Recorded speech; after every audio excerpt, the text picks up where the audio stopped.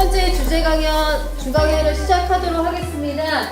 이번 주제는 따로 또같이 멘토리 벗어나기라는 강연 제목을 가지고 강연을 해주시겠는데요. 어떤 강연일지 너무 기대가 됩니다. 예, 아이의 여러 가지 상황들에 대해서 우리 부모뿐만이 아니라 종사자나 선생님들이 들으셔도 충분히 좋은 강의가 될 것 같고요. 우리 마당발 거미여사 이경화 박사님을 모시도록 하겠습니다.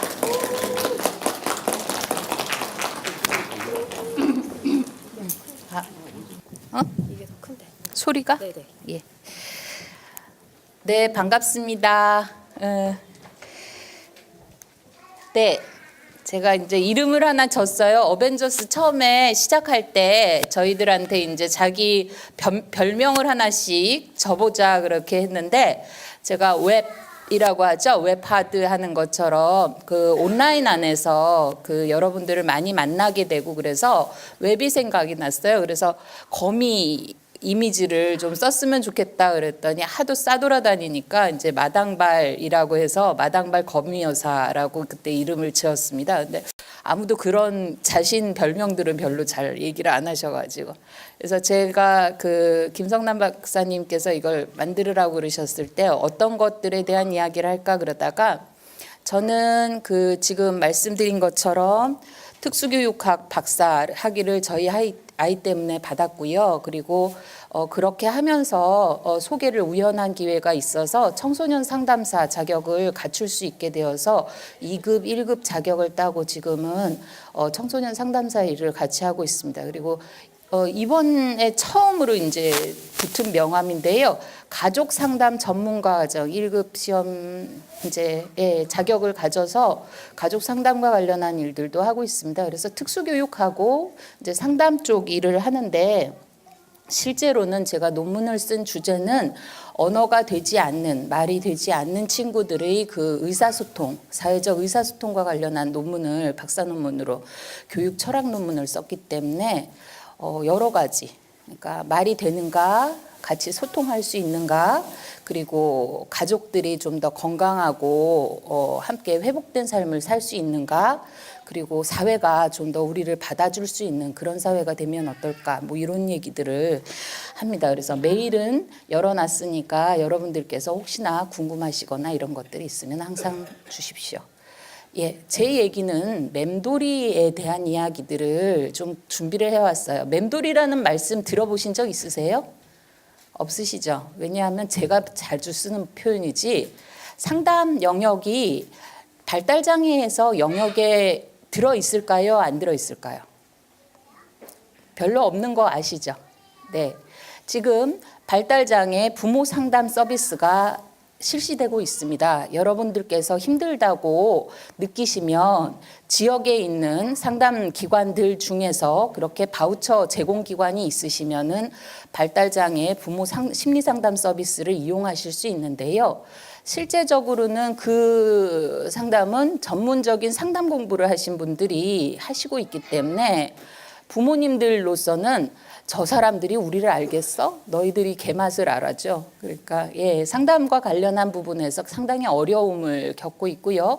지금 지석영 선생님이 말씀하신 것처럼 생애 주기별로 쭉 봤을 때 계속적으로 이제 가면서 굉장히 복잡한 문제들이 일어나는데, 그런 부분에 대해서 구체적인 고민이나 이런 얘기들을 하기는 좀 어려운 상태 같습니다. 그래서 저도 이제 아이가 22살이 되었으니까 지금까지 저의 삶의 경험도 있었고요. 그다음에 2003년에 공부 시작해서 2006년에 박사를 다시 공부를 할 때 고민을 굉장히 많이 했어요. 가봐야 어디 대학에서 저보고 오라고서는 해줄 것도 아니고, 그다음에 공부를 한다고 연구를 한다고 누가 알아줄 것도 아니고, 기껏해서 해봐야 여전히 승기 엄마이면서 내용은 또 굉장히 복잡한 전문가적인 내용을 얘기하라고 그래놓고, 그 얘기하면은 전문가 연한다라고 싫어하시고, 또 부모 얘기하면은 부모라서 아니라고 그러고, 뭐 이런 얘기 들으면서 지내기가 싫더라고요. 그래서 어떻게 할까 그랬는데, 그때 제가 공부를 계속 해야 되겠다라고 느꼈던 것이, 제가 봤던 맴돌이들을 어떻게 하면 좀 도와드릴 수 있을까? 라는 부분들 때문이었어요. 네. 제일 위에 걸 같이 읽어보시겠어요? 장애가족 총체적 난국. 제가 상담 공부를 하기 전에 특수교육을 하고 있으면서도 그 다음 카페에 있는 발달장애 정보 나눔터가 있습니다. 그때는 자폐 정보 나눔터였는데요. 2003년에 공부 시작하고 한 1, 2년은 지켜보다가 이제 그 조금 지나고 나서 제가 공부하는 사람입니다 하고 들어가기 시작했어요. 그리고 실명으로 그냥 얘기를 하기 시작했는데 그때 부모님들이 이것저것을 질문을 하시는데 굉장히 무섭더라고요. 내가 뭔데 무슨 얘기를 할 수 있겠어? 그래서 굉장히 힘들게 상담 공부를 했어요. 제가 뭐라고 얘기를 해주려면 특수교육과 관련한 정보만이 아니라 의료적인 얘기들도 하고 지역에서 어떻게 지원을 받을 수 있느냐. 근데 이 갈등들이 굉장히 복잡하게 보이는 거예요. 그래서 그 갈등이 어떤 걸까라고 하는데 실제적으로는 너무 많은 갈등이 있어요. 그러시죠? 여러분들도 갈등이 있으신가요? 네, 집마다 굉장히 많은 갈등들이 있어요. 사실은 장애 가족이라는 개념을 먼저 넣었습니다만 장애 가족은 장애를 지닌 누군가가 구성원이 있으면 다 장애 가족이에요. 그렇죠? 그런데 우리는 일반적으로는 장애 가족 그러면은 자녀가 장애인 경우 그리고 여러분들이 발달 장애면 우리 아이는 지적이에요, 우리 아이는 자폐예요 여기에 국한이 됩니다. 제가 공부를 하고 오랫동안 또 지금은 한국장애인 부모회에서 활동을 하면서 알은 거는 뭐냐면 내가 한 구덩이에만 빠져 있었구나. 청각장애 부모님 두 분이 결혼하셔서 아이들이 건청이라고 하는 아이들을 태어나요. 그 집은 가족이 장애 가족일까요? 아닐까요? 장애 가족이 맞죠? 여러분들이 거기에 대해서 생각해 보신 적 있으세요? 실제적으로는 우리의 일이 아니면 내가 알고 있는 전문 영역이 아니면 잘 모르는 경우가 많다는 거예요. 하지만 오늘은 저희가 있는 시간 안에서는 장애 자녀, 특히 발달 장애의 자녀를 둔 경우에 대한 이야기들, 그리고 저는 오늘 가족의 이야기들을 하려고 합니다. 저는 이걸 돌덩어리라는 표현을 많이 들었어요, 엄마들한테서. 너무 무거워요, 힘들어요, 돌에 깔려 죽는 것 같아요. 하나의 문제가 아니라 아이가 너무 무겁고 이것을 내가 어떻게 해결해야 될지를 모를 때 애가 어떻게 한 아이가 주는 것이 구조와 기능을 변화시킵니다. 그리고 안 그랬어도 다른 문제가 굉장히 많았겠지만 장애 자녀로 인해서 많은 스트레스를 가지게 되는 경우가 있어요. 그리고 부모들이 서로 얘기할 수 있나요? 여러분들? 그러실 수 있으세요? 잘 안 되시죠? 한참 동안은 그냥 서로 아는 상태니까 서로 참는다라고 스트레스를 참는데 그게 순환적으로 스트레스가 존재하게 되고요. 그래서 외상후 스트레스 장애 진단과 관련한 얘기들. 이 장애는 원래 큰 전쟁이라든지 삼풍백화점 사고라든지 이런 것처럼 삶에서 일어나서는 안 될 일들이 일어날 때 여기가 안전하다고 느껴야 되는데 지진처럼 갑자기 흔들릴 수도 있다라는 것에 매번 위기를 느끼면서 사는 거예요. 그런데 그런 일들이 너무 우리에게 다반사라는 거죠. 그래서 일상 다반사 맴돌이에 대한 얘기를 그림으로 지금 여기에 와주신 인준이 어머니가 이렇게 만화를 그려주셨는데요. 학교에서 얘 똥 쌌어요 라고 선생님이 얘기를 하기 시작합니다. 어머니가. 그래서는 얘기를 들으면서 당황스럽죠. 근데 옆에 있는 애들이 장애예요? 뭐 아니면 얘가 이런데 왜 있어요? 뭐 이런 얘기를 듣고 와서 가슴이 그냥 아파서 힘이 들어서 집에 왔는데 아직 들어오기 전에 엄마 들어오기 전에 큰애가 와서 아이를 하고 놀아주는 겁니다. 큰애가. 그러니까 엄마가 화는 있는 대로 화딱지는 나서 왜 애가 울기 시작하죠. 형은 놀아주려고 했는데 너는 가서 공부나 하지 왜 애나 울리고 난리냐고. 안 그랬으면 보통 때 같으면 좀 심사가 괜찮으면 야 가서 공부나 해라 라고 할 텐데 그게 안 돼서 소리를 버럭버럭 지르고 있는데 아무것도 모르는 남편이 옵니다. 집안 꼴이 왜 이 지경이냐라고. 그러면 둘이서 내가 노냐? 놀아? 도대체 집에서 뭐 한 거야? 라고 해서 네 사람이면 넷이서 함께 맴돌이를 한 거로 봅니다. 꼬리 잡기죠.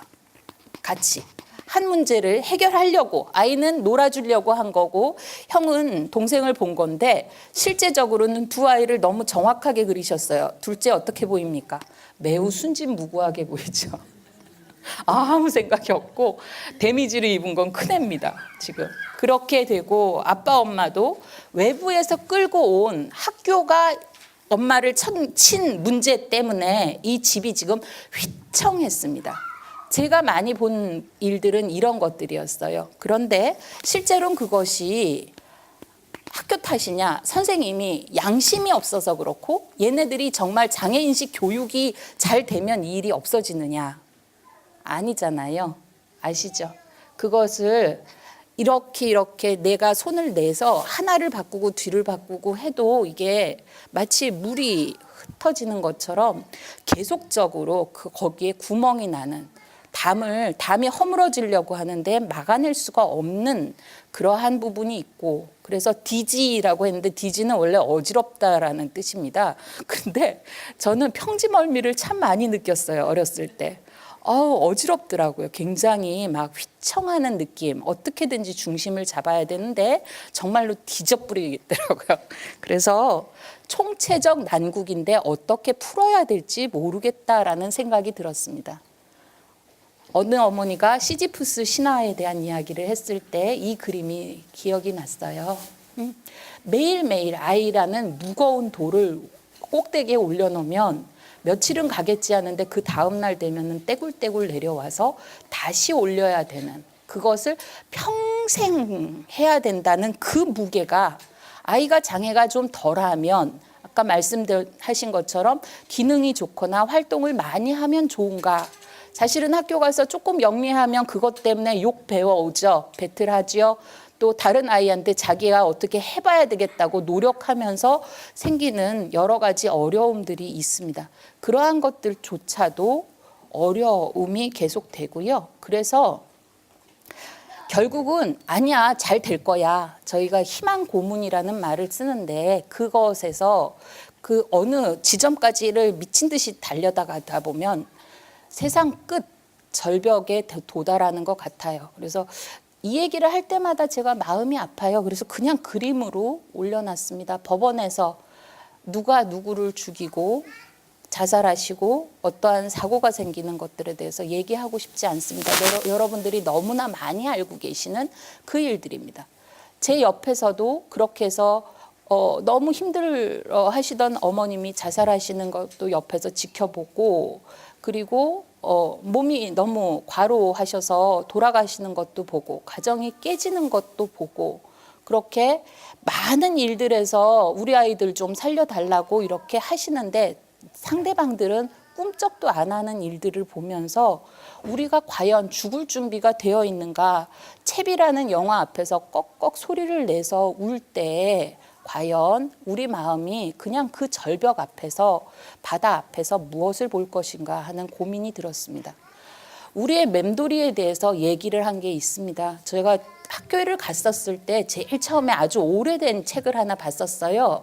그래서 부모가 장애를 수용하는 데까지 얼마나 걸린다 뭐 이런 게 있었는데 신체 장애는 명확하게 보이니까 그 부분을 인정하는 데까지 얼마 안 걸린다. 그때 아주 올드한 옛날 책이었지만 거기에서 자폐는 얼마라고 했느냐면요. 30년 걸린다고 그랬었어요. 성인이 되어서 이제 성인으로서 살아가야 되는 그 시기, 내가 이제 노년이 되어서 얘랑 더 이상 같이 있지 못할 때가 되어야 수용의 단계로 들어갈 수 있다는 거죠. 우리가 보는 거는 단계 모델입니다. 그런데 제가 봤던 맴돌이라고 부르는 것은 그런 부분이 발달 과업에 따라서 초등학교 가기 전까지 힘을 내다가 다시 무장해제가 되고 학교 앞에서 또 넘어지고 청소년이 되면 또 넘어지고 청년이 되면 그 앞에서 이제는 학교라는 끈도 다 떨어진 상태로 너덜거리면서 제 앞에 부모님들이 나타날 때 제가 그 맴돌이를 그냥 눈으로 보는 것 같은 그 만성적인 그 슬픔이나 아니면 지금 실존적인 아픔들을 그냥 보는 것 같이 굉장히 고통스러웠어요.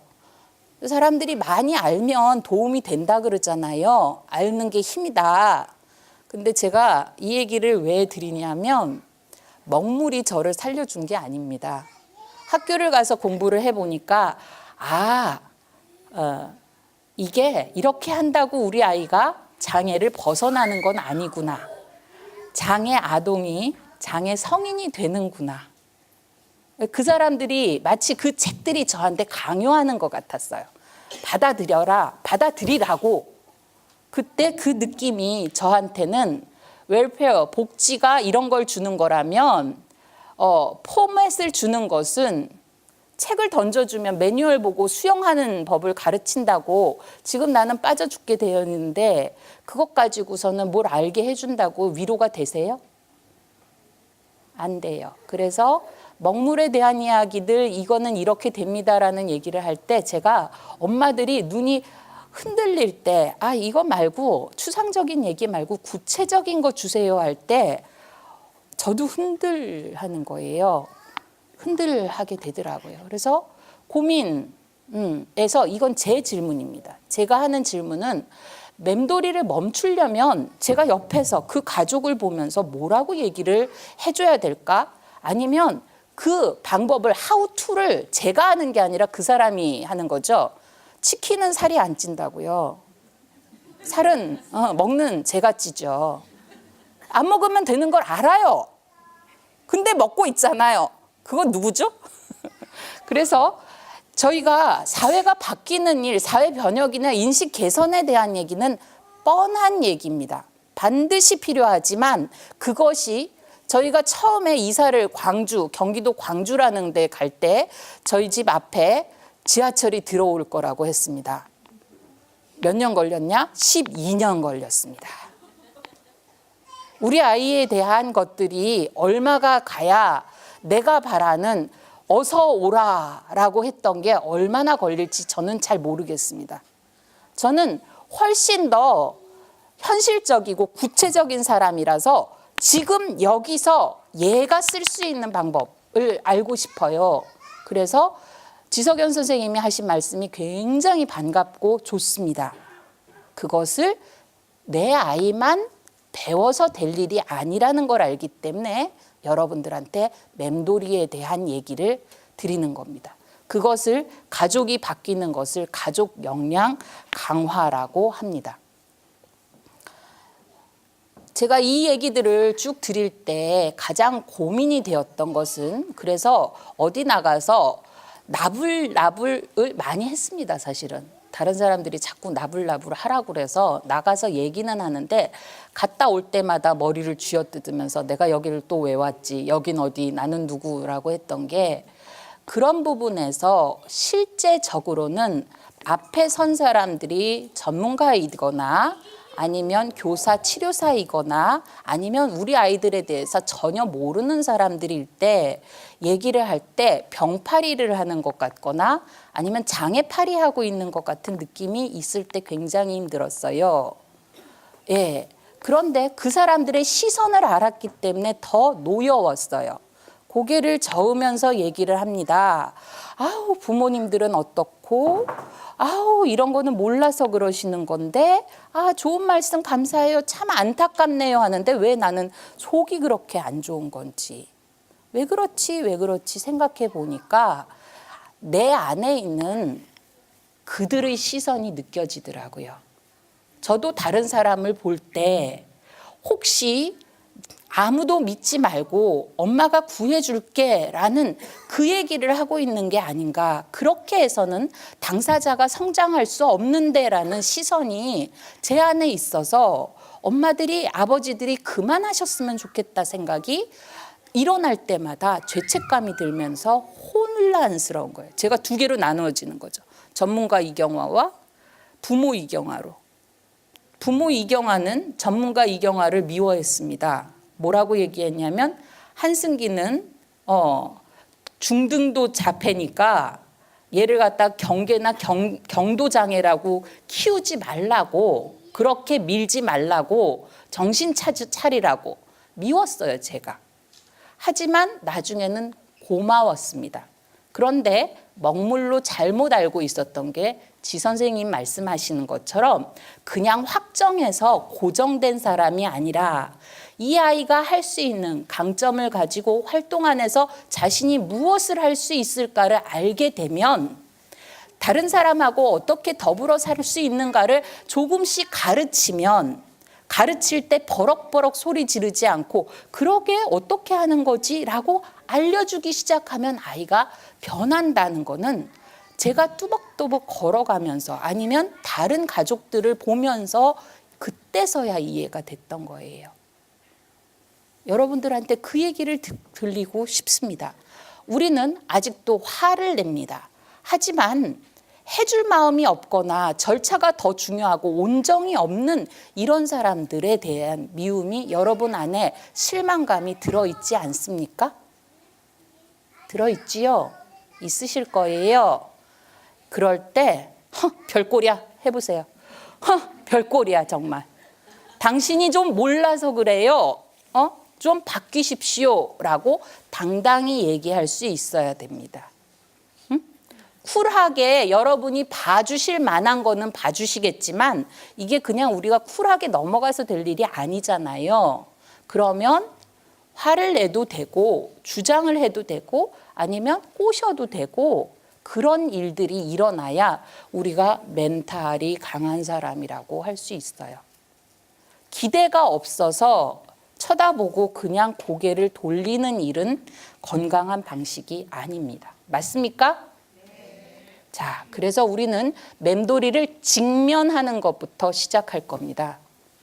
제가 처음 대학원을 갔는데 저는 특수교육을 하러 갔는데 상담 교수님이 배정이 떡 됐어요. 아들러를 배우시는. 그래서 뭐든지 다 그냥 수용하고 전적으로 공감하라고 게다가 애착 얘기를 하시는 거예요. 엄마가 잘 키우면 애가 안전한 세상에서 살아요. 미치겠는 거예요. 내가 뭘 수용을 해서 승기가 바뀌는 게 아닌데 뭐라카노 이 진짜로 얘기가 나오는 거죠. 근데 거기에서 제가 가슴이 확 아팠던 게 뭐냐면 장애 가족에 대한 얘기를 하는데 자꾸 엮이는 가족에 대한 얘기가 하고 겹치는 거예요. 이거는 그냥 엮이는 가족은 기능적인 가족과 반대되는 개념입니다. 어떤 가족이 역기능적인 가족이냐면 집에 들어갔을 때 추운 가족이에요. 온기가 있는, 온기가 없는. 우리 집은 온기가 있는지 생각해 보십시오. 서로 대화를 하지 않는 조용한 가족은 역기능입니다. 한 사람이 일을 하고 있는데 다른 사람은 고개를 돌리면 역기능입니다. 누구누구만 편애를 하면 역기능입니다. 그러니 제가 제 집을 이렇게 쳐다보니 완전 역기능이라더라고요. 너무 속상했어요. 아이가 장애일 뿐 아니라 우리가 역기능이고 엄마는 안 멀쩡하잖아요. 어떻게 이것을. 역기능 가족에서는 문제가 되는 게 아이들한테 파괴적인 역할. 파괴가 이게 자기 파괴도 있어요. 파괴가 무서운 말인데 이런 부분이 가정의 문제들에 대해서 희생양이 되거나 가족의 명예를 위해서 열심히 일을 하거나 엄마 아빠의 대리 배우자가 돼서 상대방이 못 해주는 거를 아이들이 그 역할을 해주거나 아니면 말 없는 아이가 되거나 이런 일들이 일어난다는 것을 배울 때마다 가슴이 칼로 찢는 것 같이 아팠어요. 그런데 다행히도 그 부분에 대해서 꼭 그런 것은 아니다라고 패러다임이 바뀌고 있다는 얘기도 들었습니다. 가족은 특이하고 불충분하고 비정상인 게 아니라 원인 제공자가 아니라 그리고 그냥 알아서 네 많이 배우겠습니다 해서 하라는 대로 그 지침에 따라서 움직이는 수동적인 존재가 아니라 함께 코워크할 수 있는 가장 많은 부분에서 의사결정을 대리자이고 교육 협력자여야 한다는 얘기를 학교 가서 그래도 들을 수 있었습니다. 지금은 많이 좋아졌죠. 그렇죠?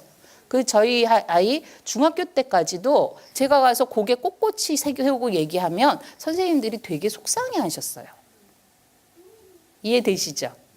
애는 이렇게 중한데, 애는 이렇게 학교를 쑥대밭으로 만드는데 저 엄마는 왜 저렇게 당당한 거야?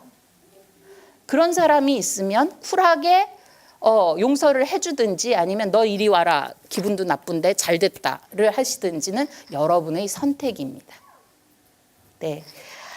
그것과 관련해서 제가 가족에 대한 이야기들만 드린다면 이것은 복잡해서 여러분들한테 다 얘기 드릴 수 있는 게 아닌데요. 이게 가족 체계 이론이라는 안에서 가져온 거예요. 각각의 개인의 능력이나 가치관, 지식, 그 다음에 어떤 생각을 가지고 있는지, 그게 도식이라고 합니다. 삶에 대해서 어떤 태도를 가지고 있는지, 누구랑 어떤 대화를 하는지, 가족 안에서 엄마는 엄마 역할, 아빠는 아빠 역할을 제대로 하는지, 서로 간의 경계를 잘 지키는지, 관계가 어떤지, 가족 안에서 한 사람 한 사람이 가진 능력들이 어떠한지를 맴돌아서 뱅글뱅글 한 사람 걸 보고, 여기에서 중요한 것, 제가 이것을 가족 체계라는 것을 굉장히 중요한 게 본 거가 뭐냐면, 자, 우리 아이를 생각해 보세요. 장애 아이가 힘이 있습니까? 없습니까? 없을 때 많지요. 그런데 그때 애를 조져서 능력을 가지게 하자, 뭐 이런 얘기 하지 말고요. 가족이 가진 힘을 걔한테 북돋워주면 어떻겠느냐. 생각을 좀 바꿀 수 없을까요? 제가 그 다음에 본 것이 맴돌이를 다르게 바라보는 거예요. 가족 안에서 가족이 힘을 가질 수 있게 돕는 일들, 이게 굉장히 중요하다라고 생각을 했어요. 다시 제 얘기입니다. 혼자 고민했던 게 어떻게 멈춰야 되지? 끊기가 과연 가능할까? 한번 했다가 약발이라는 얘기를 합니다. 어머니들이 저한테 상담을 와서 화내져서 선생님 할 수 있어요. 괜찮을 것 같아요. 너무 고마워요 하다가 갔다가 2주쯤 있다가 옵니다. 다시. 약발이 떨어졌어요. 또 소리를 질러요. 남편하고 또 사이가 안 좋습니다. 이런 얘기를 할 때 저 맴돌이가 과연 끝날까 궁금해졌어요. 그런데 제가 바뀌니까 코치라고 하죠. 멘토링이라고 하죠. 그거는 그 사람들이 할 수 있다라고 믿어주는 겁니다. 이 사람들이 여기 가족이 있으면 저는 옆에서 하나 둘 하고 구호 붙여주는 PT 하는 사람처럼 할 수 있더라고요. 그때 제일 처음에 물어보는 게 이겁니다. 가족끼리 서로 쌈질을 하고 있든지 아니면은 무기력해지든지 너무 극성을 부리고 있는 문제가 있다면 그 맴돌이를 정말 멈추고 싶은지 직면을 하게 물어봅니다. 그 다음에는 제일 먼저 뭐 한다고요? 약점 얘기를 안 하고요. 그 다음에 강점. 이 집이 가진 자원이 뭔지를 찾습니다. 아빠의 외모 이런 거 아니고요. 그런 건 아니고 식구들이 경제력이 어떤지, 아빠 엄마의 시간이 얼마나 있는지, 아이가 가진 그 능력이 어느 정도나 되는지, 아니면 서로 간의 관계가 얼마나 건강한지, 외부에서 돕는 사람이 있는지 하나하나 생각나시죠? 그런 부분을 점검을 해서 그리고 그 다음에 가장 힘이 있는 가족을 찾습니다. 거기서 윽박 지르고 소리 지르는 사람이 힘 있는 사람이 아니에요. 의외로 가만히 버티고 있던 누군가가, 그래서 그 저지레를 한 걸 다 치우는 누군가가 힘이 있는 가족인 경우도 있습니다. 그래서 그럴 때 가장 힘이 있고 정말 바뀌고 싶다라고 생각하는 가족에게 힘을 실어주고 당신이 신호를 주라고. 왜냐하면 식구들 안에서 다들 제정신이 아니거든요. 서로 간에 가지고 있는 아주 익숙한 맴돌이를 또 하기 때문에 거기에서 조금이라도 벗어날 수 있고 거리를 둘 수 있는 그 사람에게 알아차리고 모두에게 신호를 주라는 도움을 줍니다. 그러면 자, 신호가 오면 식구들이 합의를 해야 됩니다. 합의. 아니에요. 이 사람이 또 그러잖아요. 그러면은 다시 무한 반복이 되겠죠. 그러지 않고 이쪽으로 돌던 것을 이쪽으로 돌던 거를 자 시작 이쪽으로 돌기. 처음에 잘 될까요? 안 되죠. 서로 엉깁니다. 스텝 꼬이고 될 리가 없다 그러고 네가 잘못했다 그러면서 문제가 드러나는데 그때마다 시작 다시 해보고 다시 해보면 이 부분이 되더라고요. 제가 많이 고쳤을까요? 안 고쳤을까요? 많이 식구들이 좋아졌습니다. 그런데 그것은 제가 한 게 아니고 그 식구들이 스스로 개선한 겁니다. 제가 고쳐준 게 아니고 용하다는 상담자가 아닙니다. 구체적인 얘기를 하겠습니다. 부부는 같은 편이 돼야 되죠. 같은 편 해보십시오. 그런데 아니죠. 그래서 아내는 안 해고 남편은 남의 편입니다. 그것을 멈추는 일부터 해야 됩니다. 아이의 장애하고 아내 남편 멈추기 하고 어느 게 쉬울까요? 원래는 아내 남편을 벗어나서 같은 편 하는 게 쉬워야 되거든요. 근데 이상하게 안 쉬워요. 장애를 고칠 수 있대요. 집을 갖다가 전세로 옮기고 서울까지 오가면서 3년만 빡세게 하면 애 장애가 괜찮아질 것이다. 그러면 그때까지 남편은 어디서 살고 어떻게 할 거냐 생각을 안 해요. 이러면은 같은 편이 아닌 거예요. 아빠는 경제적 주체이자 가장 올드한 얘기를 썼습니다만 실제적으로 남편 아내의 역할이 성역할이 바뀌었더라도 가장으로서의 남편을 인정해 주는 일 아니면 어떤 식으로 부부는 평등하고 식구들 앞에서 아버지가 가장 역할을 할 수 있게 아내가 돕는지라는 그러한 규율과 규범이 잘 서 있는 게 좋습니다. 여기까지는 전형적인 가족에 대한 얘기예요. 한부모 가족도 많고요. 별거 하시는 분들이라든지 여러 가지 다른 상황들, 그다음에 어르신들이 함께 계시는 조손 가족들도 많이 계십니다. 그것은 가족 안에서 다시 문화를 점검해야 합니다. 일반적인 얘기가 있고 우리 가족은 어떻게 하기로 한다를 부모님들이 두 부부가 와서 아니면 어른들까지가 계신 상태에서 그거 정리하는데 꽤 오래 걸려요. 근데 그것이 한번 정리를 해보고 나면 공동 책임의식을 가지고 서로 협력하는 것이 가능합니다. 이것 맞추는데 6개월 걸린다고 예를 듭시다. 일주일에 한 번씩 만나서 얘기하는데 6개월이 걸려요. 근데 10년 동안 이것 갖고 싸우는 것보다는 6개월 걸려서 찾는 게 낫지 않겠어요? 안 그럴까요? 네, 저는 그렇게 봤어요. 그리고 그 일들이 아이가 자라면서 계속 바뀌지 않을까요? 그렇죠? 뭐가 좀 더 잘 안 맞춰진다 그러면은 그거는 이제는 다시 조율할 때가 되었다를 가지고 다시 하면 돼요. 네, 그래서 긍정적으로 수용할 수 있던 부분은 엄마가 더 남편한테 가르쳐 줄 수 있고요. 시범 보이는 것도 아내가 더 해줄 수 있습니다. 네, 이거는 일반적인 방법입니다. 비난, 방어, 경멸, 담쌓기. 여러분의 기술 4종 세트 중에서 어느 걸 장착하고 있는지 잘 보십시오. 상대방인 남편이나 아내가 어떤 걸 장착을 잘했는지 보십시오. 어떤 사람들은 줄줄 우는 것으로 감정적인 협박을 하기도 합니다. 굉장히 무기력해지는 것이 식구들 안에서 어떨까요? 그러면 누군가는 그 사람이 정신줄 놓고 있을 때 그 사람의 역할만큼을 다른 사람이 업어야 될 때도 있어요. 그래서 아빠, 엄마가 둘 다 이렇게 서로 뒷짐지고 하고 있으면 애들끼리 생존해 나가는 경우도 있어요. 너무 속상해요. 큰아이가 가장 많은 짐을 지고 살거나 오빠가 있는 경우에 작은 애가 그 집을 다 지고 있고 엄마가 심지어는 아이한테 물어봅니다. 그러지 않으셨으면 좋겠어요. 떼찌해주고 싶어요, 저도. 자녀를 존중해야 합니다. 그래서 부모가 자기 연민, 이 단어 꼭 기억하세요.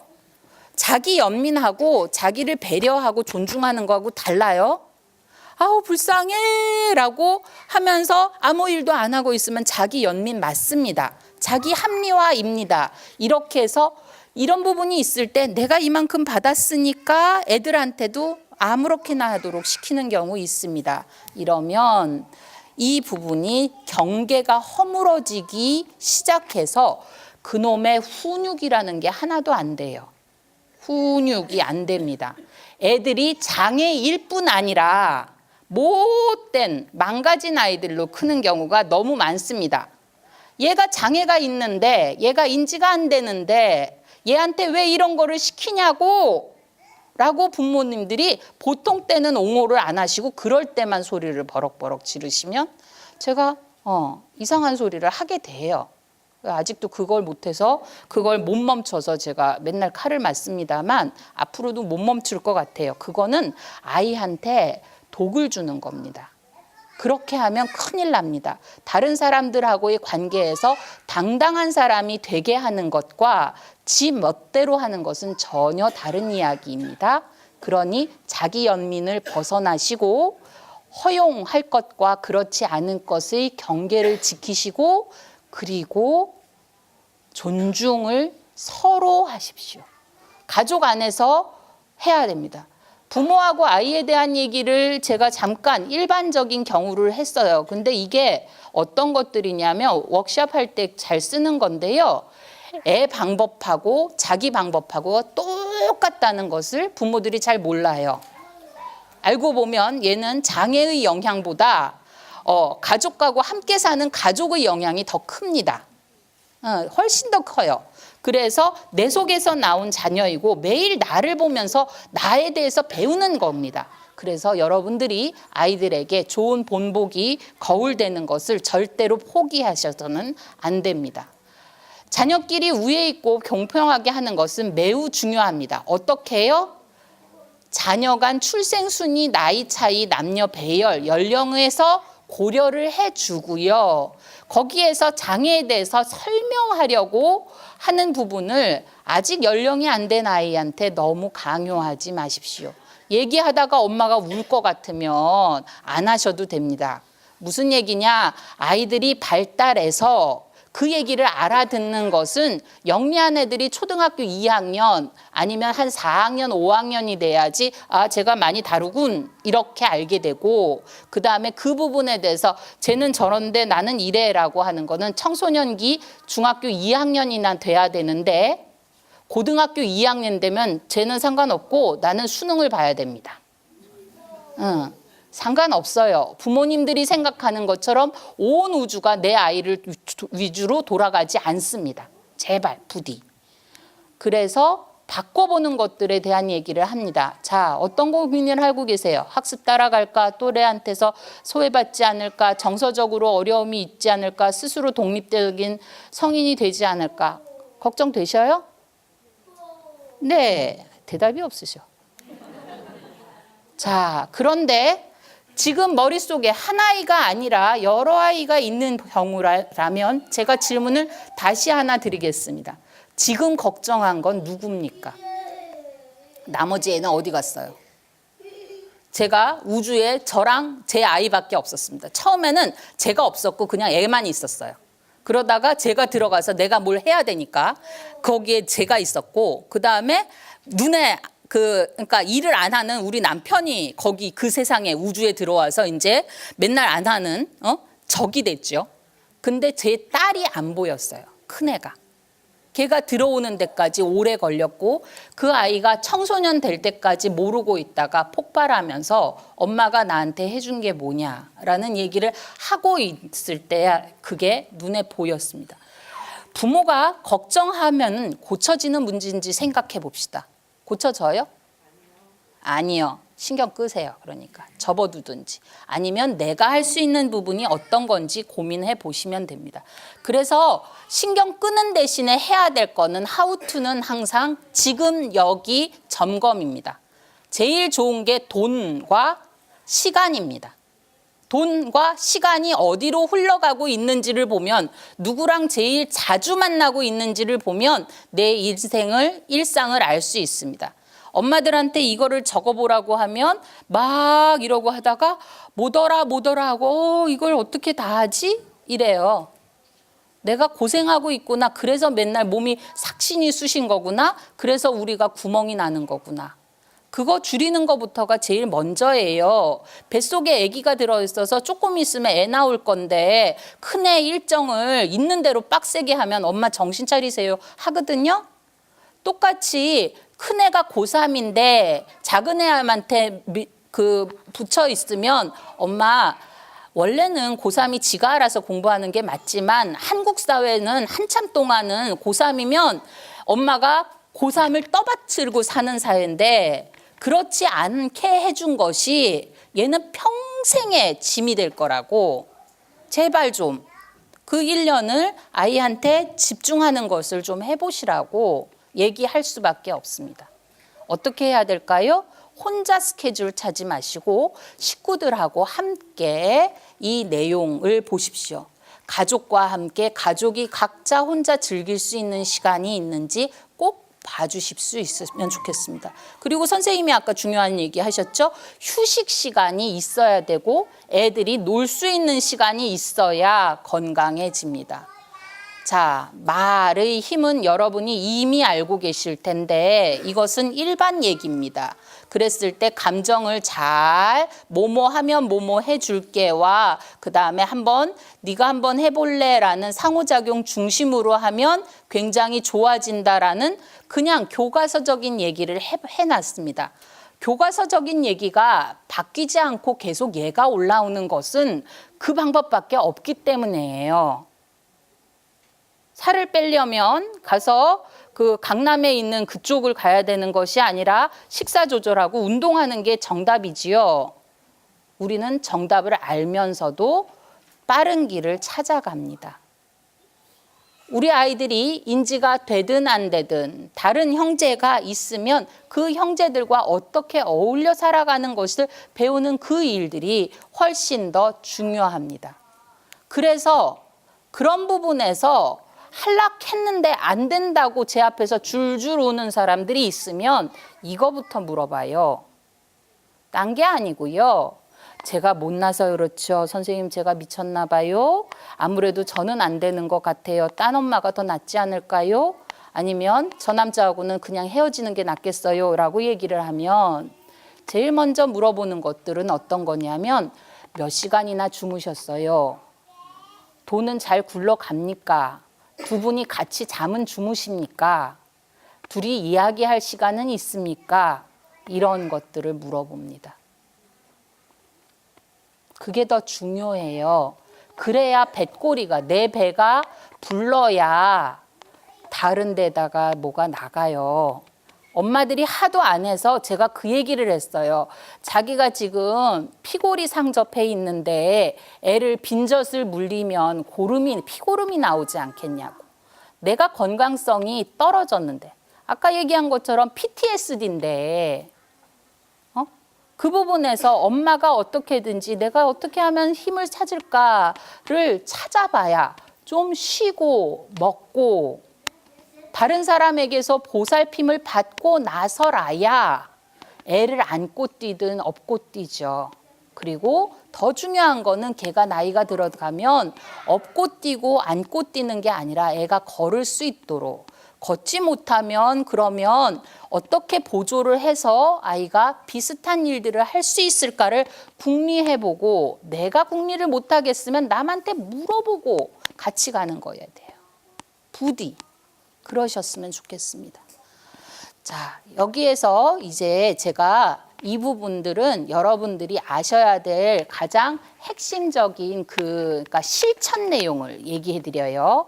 경계라는 개념은 한국에 잘 소개가 안 돼 있습니다. 그런데 앞으로 여러분들이 제가 진짜 공부를 더 하게 된다면 경계를 소개하는 일들을 계속 하고 싶어요. 경계는 어렸을 때부터 배워야 돼요. 경계를 지키지 않으면 아무렇게 넘어가면 침입이 되는 거고 침입당하면 어지러워집니다. 그런데 그 어지러움은 그냥이 아니라 신체적으로는 다른 사람에게 나중에는 성적인 문제가 될 정도로 위험해요. 그런데 집에서 아이들에게 그 안내를 해주지 않으면 여기는 되는 거야, 안 되는 거야. 집에서 공간도 나눠야 됩니다. 엄마 아빠 자는 방엔 들어오는 것이 아니다라는 것을 얘가 잘 모르겠으면 5년을 가르칠 예상을 하고 가르쳐야 돼요. 근데 아이가 10년이 커갈수록 아무 생각 없이 그냥 5살짜리다 생각하고 15살을 만들어버리잖아요. 그러니 학교에서 왜 성적인 문제가 안 생기겠습니까? 사회적 기술 순서 대화에 대한 것들을 잠깐 보겠습니다. 김성남 교수님, 요거 잘 안 되나요?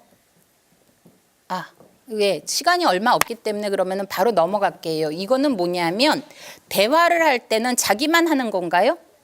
아니죠. 상대방 말을 들어야죠. 순서를 지켜서. 그래서 어떻게 하느냐 하면 공을 놓고 이렇게 저렇게 주고받는 것처럼 훈련을 시킵니다. 그런 것처럼 대화의 순서를 지켜서 하는 거. 우리 애는 언어가 안 되는데요, 못 하는데요. 그러면 쳐다보는 거. 야, 쳐다봐라고 얼굴 돌리면 나중엔 엄마 얼굴 돌리죠. 이렇게. 이것이 위험한 이유는 얼굴에다 손을 대는 것은 침입이에요. 보통의 일반적인 방법이 아니죠. 느리게 가더라도 보통 얘가 3년이나 5년 후에도 계속 쓸 수 있는 방법을 가르쳐 주시면 좋겠습니다. 네. 대화 순서가 있고요. 요거는 지금 이주연 선생님 병원 쪽에서 나온 자료인데요. 마음 읽기에 대한 거를 유튜브 영상이 있습니다. 유튜브 영상이 있는데 마음이 자동차라면 생각과 느낌이라는 2개의 바퀴로 굴러가고 머리로만 얘기하거나 아니면 감정으로만 다다다다 하면 대화가 안 되고 둘 다를 이런 생각 때문에 내 마음은 어때요? 라고 전달한다고 합니다. 그렇게 가르쳐요. 그런데 이 부분이 언어도 안 되는 우리 아이들한테 왜 중요하겠습니까? 엄마와 아빠가 대화를 할 때 생각만 가지고 둘이서 일과만 하면은 그건 같은 부부가 아니지요. 아니면 매번 얘기할 때 자녀에게 너는 이래서 어쩌고 저쩌고 하고서는 잔소리를 한다면 아무것도 아이들은 머리를 쓰는 거를 못할 겁니다. 엄마가 얘기만 하면 얼어붙게 돼요. 감정적으로 비난받을 것을 아니까. 그러한 연습이 된다면 그 친구가 건강하게 자랄 수가 없어요. 저는 제가 어린 시절에 이 문제가 있었던 거를 이제야 알게 됐어요. 경계를 허물고 제 앞으로 쏟아져 들어오는 사람들이 있으면 어떻게 저를 막아야 되는지를 몰랐던 거예요. 감정적으로 사람들을 못 살게 구는 사람하고 저는 같이 살았거든요. 힘들어하고 자신의 감정을 너무 쏟아놓는 사람들하고 살면서는 머리를 쓰는 일밖에 할 수가 없었어요. 그렇게 살면 친구들이 나중에 가슴에 구멍이 난 것처럼 굴어요. 그래서 이건 연습할 수 있습니다. 들어가면 살피고 저 사람이 왜 저러지? 한데 거리를 두면 저 사람에게서 저 사람이 운다고 그래도 나는 마음이 안 슬플 수 있는 거예요. 저 사람이 저렇게 해서 공감이 안 되는구나. 아니면 저 사람이 이러저러해서 슬프구나 하는 공감까지도 내 선택입니다. 모든 일들을 억지로 가르치지 말고 위험하면 힘들면 그 사람을 쳐다보고 무슨 일인지 파악하는 것부터 그 다음에 어떻게 하면 내 마음을 전할까를 생각해 보는 것, 그 다음에 어떻게 같이 할까 그 장소에서 벗어나거나 힘들게 하는 건 말고 다른 부분들을 함께 연습하는 것들을 해볼 수 있게 해요. 근데 이 비디오는 아이들에게 먼저 보여주는 것이 아니라 여러분들의 삶에서 서로 간의 경계를 아는 일들도 중요할 것 같습니다. 자, 개인의 경계는 다 다릅니다. 어떤 사람은 하루 이틀 만나고 나면 갑자기 확 오는 사람 있죠. 항상 이렇게 해서 팔짱 끼고 바로 아는 척하고 이러시는 분들이 있고요. 어떤 사람은 1년을 만나도 네 하는 사람이 있어요. 그것이 누구는 옳고 누구는 그른 것이 아닙니다. 다 경계가 다릅니다. 근데 문제는 뭐냐면 어쩌면 저렇게 다른 사람을 만났을까요? 결혼할 때? 그쵸? 네, 제가 비밀을 알려드리겠습니다. 그거는 자신에게 없는 부분 아니면 우리 아버지 어머니에게서 일어났던 숙제를 풀기 위해서 그 사람하고 결혼을 합니다. 꼭 똑같은 사람을 만납니다. 그런데 결혼, 로맨스가 있을 때는 눈이 가려져서 안 보이다가 그게 콩꺼풀이 벗겨지고 나면 아버지 어머니가 싸우던 대로 아니면 자신이 속상하던 대로 일방적인 자기 기술을 가지고 싸우는 법을 계속하는 것이지요. 친밀한 사람하고 많이 싸울까요? 아니면 덜 친한 사람하고 많이 싸울까요? 친한 사람한테 더 많이 섭섭한 거예요. 그래서 아까 존중 말씀을 드린 겁니다. 너까지 왜 이러니? 생각해 보세요. 아이들한테 그렇게 얘기한 적이 있는지, 가족에게 그런 얘기를 한 적이 있는지. 너까지. 왜? 너는 왜 안 되는데? 너까지 그러면 안 된다. 이것이 실제적으로 가족하고 가깝기 때문에 더 거리 조절이 안 됩니다.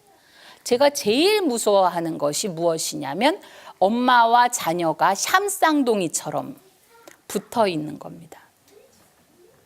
이렇게 해서 아이하고 하나로 붙어 있으면 애틋하고 좋아 보이죠? 아닙니다. 어머니 돌아가시고 나면 그 친구 어떻게 될까요? 안 돼요. 안 돼요. 스스로가 자신이 존중받는 어른이 될 수 있는 것은 상대방이 그렇게 해줘야 되는 겁니다. 그리고 그 부분을 아무리 사회복지사라든지 직업을 가지고 일을 해도 집에 들어오면 다시 우리 예쁜 누구, 우리 불쌍한 누구가 돼서 다시 7살, 3살, 5살로 살고 있으면 그 사람은 성장하지 않습니다. 그래서 내 경계에 맞추어온 것들을 인식하고 상대방의 경계를 존중하고 중요한 거, 거절. 우리가 한국 사람들은 우리가 남이가에 묶여 있습니다. 우리가 남이가 하면은 무슨 일이 일어나죠? 그다음에 싸우죠. 왜요? 남이 아닐 때는 뭐든지 다 들어줘야 돼요. 남이 되면 쟤 뭐냐 이렇게 되는 거잖아요. 경계하고 상관없이 아닌 건 아니고 인 건 인 거여야 됩니다. 아이들의 장애 없어진다고요? 안 없어진다고요? 안 없어져요. 그러면 이 친구가 할 수 있는 부분이 있고 배울 수 있는 부분이 있고 앞으로도 못 배울 부분이 남아있게 됩니다.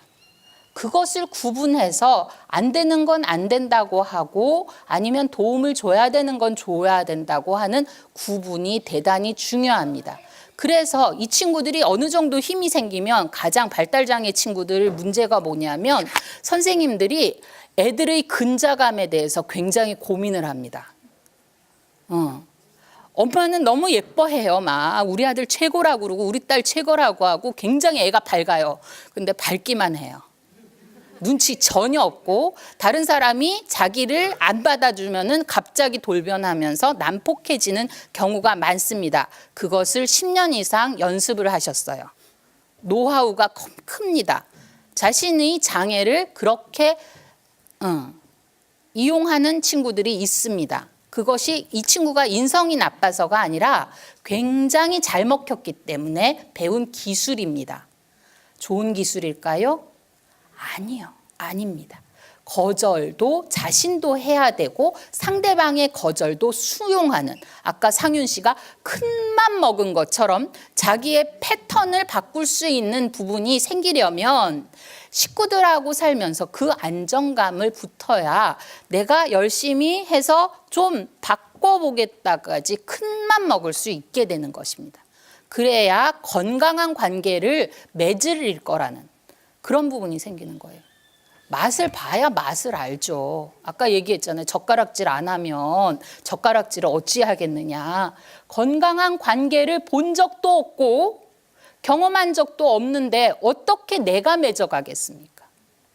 그것을 제일 먼저 배울 수 있는 데가 어디라고요? 가족. 예. 우리 아이가 얘는 글렀어. 영 안 되겠어. 힘들다. 라고 해도 그러면 다른 아이하고 그 관계를 맺는 것이라도 정성 들여서 해야 됩니다.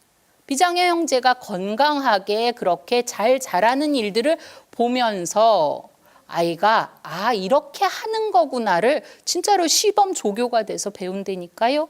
그래서 가장 먼저 배울 수 있는 곳입니다.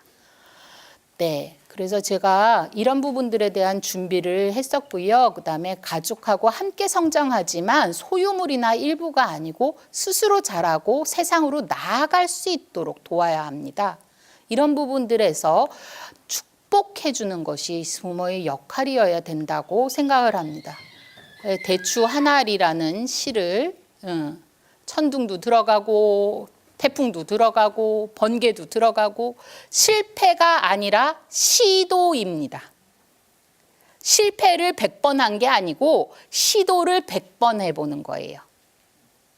그러면 그 다음에는 스스로 이 시도는 그만하는 게 좋겠다든지 아니면 이 시도는 계속 해보는 만만한데 조금 있으면 되겠는데 라는 것들이 감이 잡힐 겁니다. 그리고 스스로 내가 하겠다라는 붉어지는 것들이 통하는 것들이 자신감이 생길 겁니다. 그들의 마음은 미래의 집에 거하는 것이지 내가 다 하는 거 없습니다. 부모가 자녀를 다 알지 않습니다. 다 안다고 믿으면 안 됩니다. 그러지 않았으면 좋겠습니다. 그 연습을 저도 아직도 해가고 있습니다. 그래서 옛날에 있던 것들 중에 우리가 장애와 관련해서 이런 얘기를 했어요. 이게 공평한 게 아니다. 이게 평등이 아니다. 이 부분에서 이렇게 된 사회가 되어야 우리가 정말로 안녕 평등하다고 볼 수 있지 않겠느냐라고 했는데 여기에 대해서 안녕 이제 끝날 거야. 그래서 그 이 부분에 대해서 다른 아이디어를 주셨어요. 경계가 허물어졌으면 좋겠다. 이 부분이 요 부분이 벽이 없어졌으면 좋겠다. 그래서 인준 어머님께 이 그림을 좀 그려달라 했습니다. 그런데 저보다 훨씬 더 지혜롭게 그림을 해석하셨습니다. 벽만 없어진 것이 아니지요. 예, 사람들과 함께 지내는 것이 이 아이들의 궁극적인 목표여야 합니다. 함께 지내는 것. 진짜로 우리가 꿈꾸는 세상은 함께 지내는 것이어야 하고 그 부분에서 내 욕구만이 아니라 상대방들의 욕구에도 눈을 둘 수 있고 안심하게 그들을 배려할 수 있어야 할 것입니다. 옆에 요거를 나중에 봤어요. 벽을 허물고 사람들과 함께 볼 수 있는 그러한 세상. 삶에서 가장 귀한 것들은 늘 공짜입니다. 아이들에게 가난해서 우리가 이러니까 이렇게 된다 이렇게 생각하지 마시고요. 여러분들은 부자가 될 수 있습니다. 아이들에게 굉장히 많은 자산을 물려줄 수 있습니다. 맴돌이를 끝내고 여러분들이 그렇게 애들에게 보여주셨으면 좋겠습니다. 한 어머니가 그러셨어요. 제가 너무 이렇게 인터넷 안에서 엄마들이 하도 줄줄 울려서 울지 말라고 애들한테 웃는 얼굴 좀 보여주라고 애들은 엄마의 웃는 얼굴을 볼 권리가 있다고. 그 글자를 가지고 엄마가 하염없이 울었다는 거예요. 그래서 뭐라 그랬을까요, 제가? 약 드세요, 그랬죠. 우울증입니다. 약 드세요. 약 먹는 거 창피한 것 아닙니다. 상담 받는 거 창피한 거 아닙니다. 도움이 없다고 생각하고 구덩이에서 자기 연민에 빠져 있는 것이 안 된 거죠. 안 된 상태를 벗어나서 우리가 건강했으면 좋겠습니다. 땡큐입니다. 감사합니다.